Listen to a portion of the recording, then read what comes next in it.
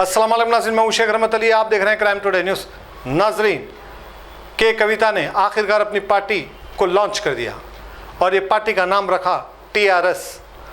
अब आप ये टीआरएस का नाम सुनकर परेशान होंगे क्योंकि केसीआर की पार्टी का नाम भी टीआरएस था।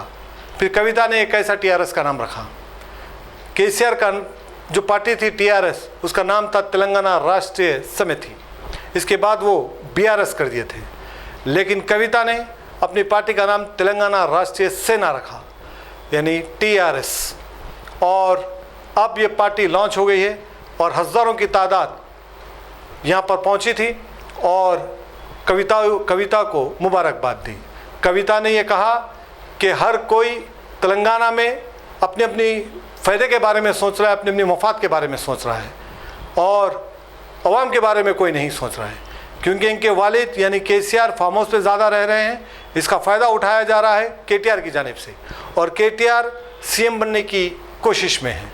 वहीं पर कांग्रेस राहुल गांधी को प्राइम मिनिस्टर बनाने की कोशिश में है और भारतीय जनता पार्टी हिंदू बना मुसलमान, यही पॉलिसी से, नफ़रत की पॉलिसी से तेलंगाना में हुकूमत करना चाह रही है। यानी हर किसी का अपना अपना एक मकसद है। लेकिन अब जो कविता की जो पार्टी है तेलंगाना राष्ट्रीय सेना, ये अवाम के मसलों को हल करेगी, अवाम के मुद्दों को रेस करेगी। अगर वो इख्तिदार में आएगी तो अवाम के मसलों को हल करेगी, उनके परेशानियों को दूर करेगी। इस तरह का उनका कहना था, क्योंकि हर पार्टी अपने अपने फ़ायदे के बारे में सोच रही है। इसीलिए अब कविता अलग, उनकी सियासत होगी, अलग काम होगा, अवाम के लिए काम होगा। इस तरह से उनका कहना था। अब आगे देखते हैं कि ये बातें ही रहेगी या फिर अमली तौर पर काम होगा। ऐसा ना हो कि इन सारे लोगों की लड़ाई में भारतीय जनता पार्टी का फ़ायदा हो जाए, क्योंकि जिस तरह से रेवंत रेड्डी काम को अंजाम दे रहे हैं, अब अवाम खुश नहीं है कांग्रेस से। और माजी में केसीआर ने भी इसी तरह के काम को अंजाम दे रहे थे, इसीलिए बीआरएस को हरा करके कांग्रेस को लाया था इस उम्मीद से कि कांग्रेस कुछ काम करेगी। लेकिन अफसोस की बात यह है कि बीआरएस से ख़तरनाक कांग्रेस हो चुकी है। बीआरएस तो कुछ गलतियां करी थी, लेकिन कांग्रेस गलती पे गलती करते हुए जा रही है और अवाम को सिवाय परेशानी की और कुछ नहीं दे रही है। अब ऐसे में कविता कितना सक्सेस होगी ये तो वक्त बताएगा, अवाम का वोट बताएगा और अवाम की ताकत बताएगी। बहरहाल आने वाला वक्त अब आसान नहीं है तेलंगाना के लिए और अब देखना है कि सेकुलर पार्टी यहाँ पर आएगी या फिर भारतीय जनता पार्टी आएगी। अब ये वक्त ही बताएगा और ये सारा फैसला अवाम के हाथ में है। देखते हैं स्पोर्ट। चेपाला रेडिया टीआरएस जय तेलंगाना,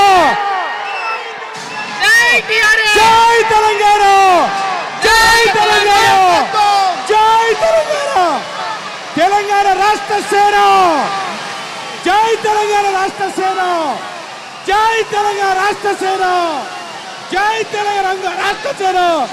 కవిత వాడుంటే వాళ్ళ మీదైనా సరే యుద్ధం చేయడానికి ఖచ్చితంగా వెనుకడుగు వేయకుండా ముందుకే వెళ్తామని తెలియజేస్తూ, మరి ఈ మూడు పార్టీలు కూడా Congress party single agenda Rahul గాంధీని ప్రధానమంత్రి చేయాలి, BRS party single agenda farm హౌస్లో పెద్దసారి ఉండాలి, చిన్నసారి సీఎం కావాలి, బీజేపీ పార్టీ సింగిల్ ఎజెండా సామాజిక న్యాయాన్ని కథం పట్టియాలి.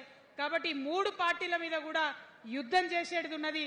అలుపెరగని పోరాటానికి సిద్ధం కావాలని చెప్పి మొత్తం మన జాగృతి సైనికులందరినీ కూడా నేను పిలుపునిస్తా ఉన్నాను.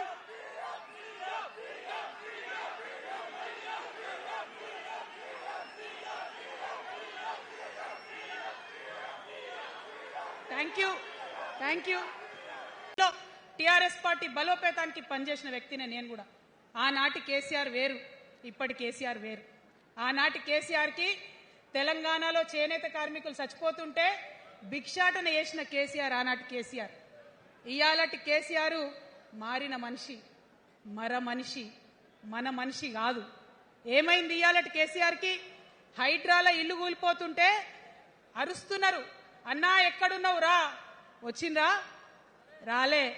వెలుగుమట్ల ఇల్లు కూలితే వచ్చిండ్రా? రైతులకు వర్ష బీభత్సమై మొత్తం పొలాలు మునిగిపోతే వచ్చిండ్రా? చేవెళ్ళ దగ్గర బస్ యాక్సిడెంట్ అయితే వచ్చిందా? ఎక్కడ చిన్న కష్టం వచ్చినా ప్రజలకు ఆ సారు రారు. ఎందుకంటే ఆయన మారిన మనిషి, మనిషి, గుంటనెక్కల తోడేళ్ల చేతిలో ఖైదీ అయినటువంటి మనిషి, మన మనిషి కాదు. బాధతో, దుఃఖంతో, ఆవేదనతో చెప్తున్న మాట, సంతోషంతో చెప్తలేని ఈ మాట నేను. అట్లాంటి కేసీఆర్ ఎట్లా ఉండే ఒకప్పుడు? అదే ఆర్డీఎస్ అంతా పాదయాత్ర చేసి నా తెలంగాణకు నీళ్లు కావాలని అడిగినారు. ఇవాళ మరి 10 ఏళ్ళ అధికారం ఉంటే పాలమూరు రంగారెడ్డి ప్రాజెక్టు కోసం 10 ఏళ్లలో ముందుకు పోతలేదంటే, ఎవరన్నా తెలంగాణ పట్ల ప్రేమ ఉంటే, పాలమూరు పట్ల ప్రేమ ఉంటే, కృష్ణా నీళ్లు వాడుకోవాలంటే మన కేసీఆర్ అయ్యుంటే ఆ పాలమూరు రంగారెడ్డి ప్రాజెక్ట్ కాడ కూర్చేసుకొని అది కట్టిస్తుండే. ఏం చేసినారు మారిన కేసీఆర్ గారు? పంజాబ్ పోయినరు, గుజరాత్ పోయినరు, బీహార్ పోయినరు. మేము మొత్తం రాష్ట్రంలో పీక్ కట్టలు కట్టాం, నేషనల్ పార్టీ పెడతామని పోయినరు తప్పితే తెలంగాణ ప్రజలను పట్టించుకోలేదు. పట్టించుకుని ఉంటే, కేంద్రంతో గొడవ పెట్టుకోకుండా ఉంటే ఇవాళ పాలమూరు రంగారెడ్డి పారకపోతుండేనా? నేను అడుగుతా ఉన్నా స్ట్రేట్ గా. ఇన్ని రోజులు నేను ఎన్ని మాటలు మాట్లాడినా బీఆర్ఎస్ పార్టీ నాయకులు ఒక్కరు కూడా బయటకు వస్తలేరు, సమాధానం చెప్తలేరు. దీనికి మీరు సమాధానం చెప్పకపోతే ప్రజలే మిమ్మల్ని బయటకు లాగి సమాధానం చెప్పేటట్టు చేస్తారని కూడా ఈ సందర్భంగా నేను తెలియజేస్తా ఉన్నా. ఒకటే మాట అడుగుతున్నా, మన కేసీఆర్ అయి ఉంటే ఆనాడు తెలంగాణ బిడ్డలు కష్టపడితే బయటకు వచ్చి నా బిడ్డలకు ఇబ్బంది అవుతుందని కొట్లాడిన వ్యక్తి, సింగరేణి గనిలో ఒక కార్మికుడు చనిపోతే అక్కడి దాకా పోయి చూసి వచ్చినటువంటి వ్యక్తి, మరి తెలంగాణ వచ్చినాక ఏమైందా ప్రేమ? అధికారం ముందు మమకారం తగ్గిపోయిందా? ఏం జరిగిందని నేను అడుగుతా ఉన్నా. ఎందుకు ఈ మాట చెప్తా ఉన్నా అంటే, ప్రేమ నాకు కూడా ఉంది. నాకు తండ్రి కావచ్చు, అది వేరే విషయం. కానీ ఒక రాజకీయ నాయకుడిగా వారు ఈ మధ్య రాజకీయ పరిణితి కోల్పోయి మాట్లాడుతూ ఉన్నారు. కేటీఆర్ గారు మాట్లాడిందంటే ఓకే అనుకోవచ్చు, ఆయనకు పెద్దగా తెలియదు పాపం. కానీ కేసీఆర్ గారు అనే మాట ఏంటంటే, ప్రజలు తప్పు చేసిండ్రు. ఓకే, ఒక సెకండ్ నేను ఒప్పుకొని దాన్ని, ఒక సెకండ్ అనుకుందాం.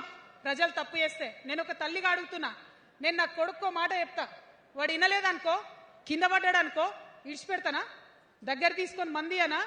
ఓకే, ప్రజలు తప్పు చేసిర్రు అనుకోండి, మీకు అధికారం ఇవ్వలేదు అనుకోండి, ఒక కర్కోటకుడి పాలన నడుస్తుంది అలా తెలంగాణలో. ఇబ్బంది పడుతున్నారు ప్రజలు, గోసపడుతున్నారు, ఏడుస్తున్నారు. ఇండ్లు అన్ని ఉండి ఇండ్లు గూలగొడుతుంటే, అర్ధరాత్రి ఇంటి మీదకి వచ్చి ఇండ్లు గూలగొడుతుంటే ఆదుకోవాల్సిన అమ్మలాంటి మన పాత కేసీఆర్ ఎక్కడున్నాడు? ఇది మనం అడగాల్సింది. అందుకోసమే నేను ఈ నిర్ణయం తీసుకున్నది.